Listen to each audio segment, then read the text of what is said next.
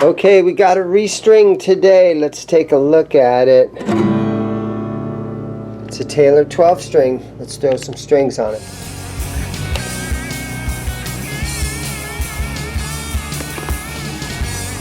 Alright, so we've got a Taylor, and she needs new strings, and my customer's like, man, there's no way I want to mess with this all afternoon. And look at this, it's missing the high G string. So that's the high G string is the thinnest string on a 12 string, and that's the one that always breaks. Hopefully the bridge pin is in the case, but let's throw some strings on this thing and clean it up a little bit. It's got a little dust on it. Okay, I think my first step is I'm just going to loosen all the strings. And I'm going to take them all off. Looks like these babies have been on here for a long time. Taylors are a very popular brand. I'm sure you guys all know that, but they do something where they have their own ebony. So they're fretboards, right? They have their own forest or something's going on with them. Because a lot of guitar manufacturers, the hardest part of their job is buying all the lumber they need to build those guitars. And Taylor has done something, I mean, you can look it up and research it, but they've done something somewhere so that they can have plenty of ebony. I believe that's the wood that these necks are made out of. Since we're here, we'll just snug these down a tiny bit, and so far they all seem good. And so I got this little tool right here, and we're going to see if this will get them out. I found that other bridge pin, by the way. It was in the case, and my customer told me it's in the case. But yeah, Taylors are, you know, I'm going to call them kind of one of the newer outstanding brands that's out in the world today. Once in a while, an Ovation guitar will come along. And Ovation guitars were, you know, nowadays an Ovation is your grandpa's guitar. But back in the 70s, man, those old guys, and even the 80s, and probably the 90s, those old guys just loved Ovation guitars. Glenn Campbell played them and this and that. But now Taylor has taken over. So we're going to spray a little bit of Fender Finish Enhancer on here, just to kind of knock some of the dust off of it. We're in a very dusty city and state of Arizona. Okay, little tiny bit of lemon oil on the frets. Got them all shined up. Let's go ahead and put strings on it. Today's string choice. Today's string choice, Ernie Ball 12 string lights, Earthwood acoustic guitars. The gauge is 9 through 46, so it's a very light gauge 12 string setup. And so I gotta keep my concentration when doing this. Okay, let's start with the high E strings. And the high E strings and the B strings are both the same gauge. So we've got a 9 gauge right here.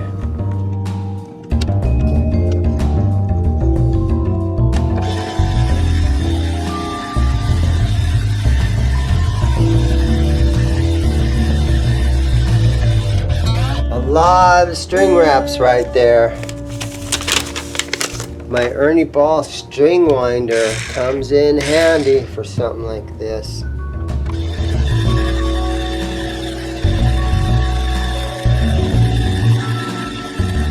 Yeah, so Taylor and Martin are the big boys when it comes to acoustic guitars. Guys come into my store and they go, hey man, you got any Taylors or Martins?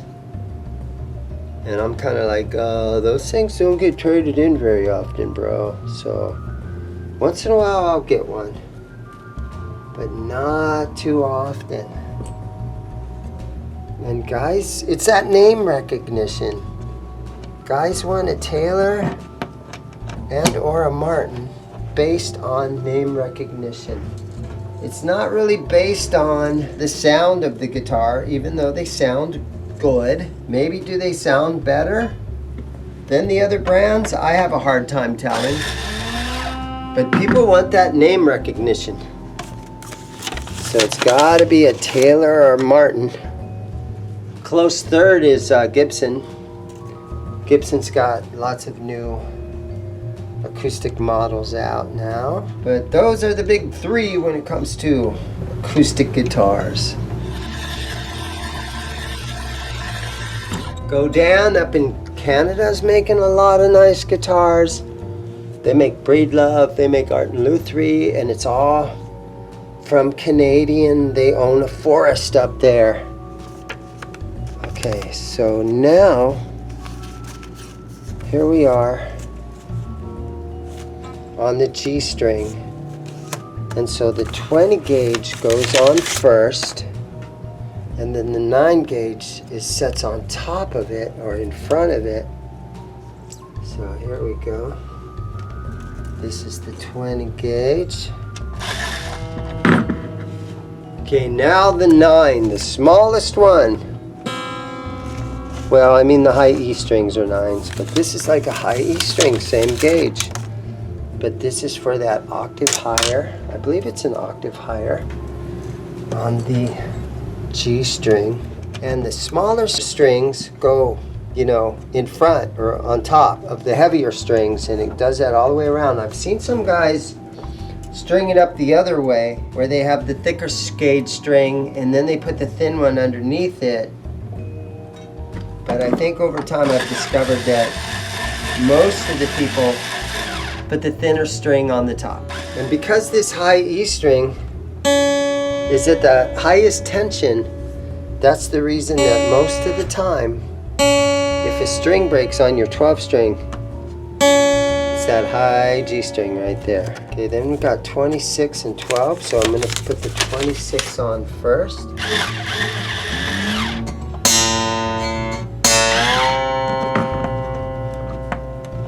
Just always kind of press down to make sure all these are nice and tight in there. Okay, now we got a 12 gauge string. And again, this one sets up on top.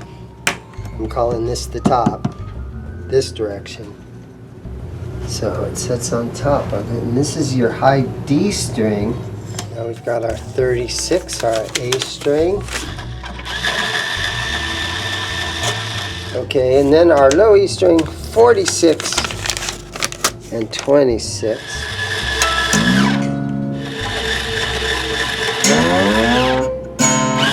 Okay, they're all on there. So let's just try to tune it up now. But first, let's cut all these string ends off of here. Straight into the garbage can. Alright, we're just going to put a snark tuner on here. Let's start with our low E string. Okay, one string at a time.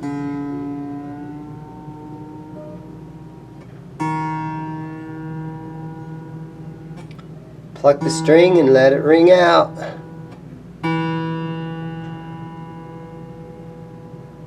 There we go, I have the lower one.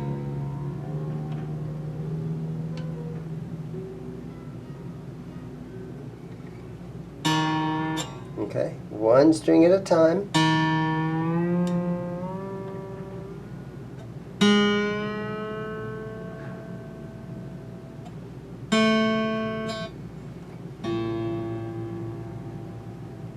Okay, that one's close enough, because these are all going to stretch. So we got to play them a couple of times and get them to stretch out nicely.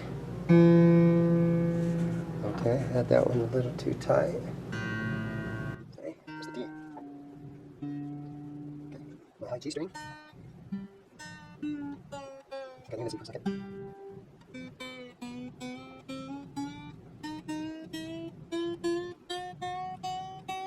There it is. Most tension. Thin string on there is that high G string. Okay. I got a couple of B strings to do. I'm already sharp on that one. Which is okay because it's already working on stretching a little bit.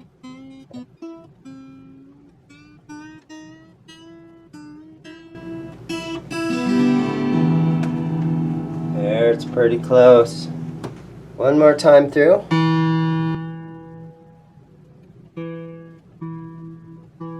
My circuit's struggling a little bit.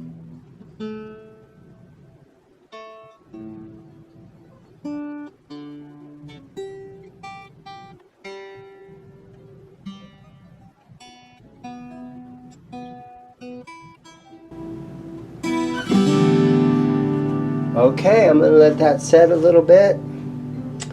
And then I'm going to strum it for a minute.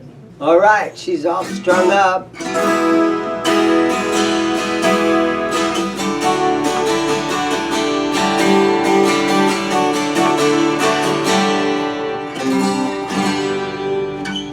No electronics in this one. It's kind of a shame.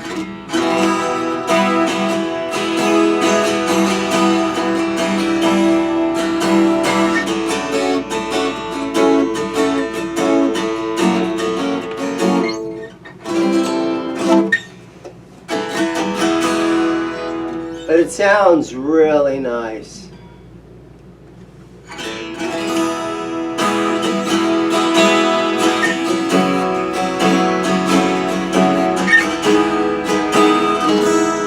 It's always fun when you have a 12th string to play some of those open chords.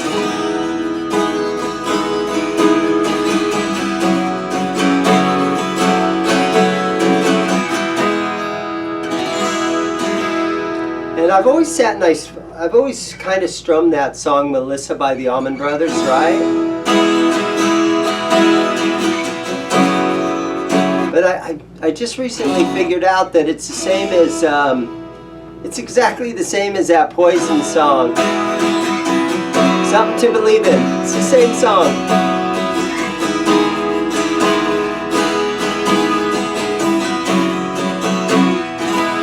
So I guess Poison has just basically ripped off all their hit songs from somebody else.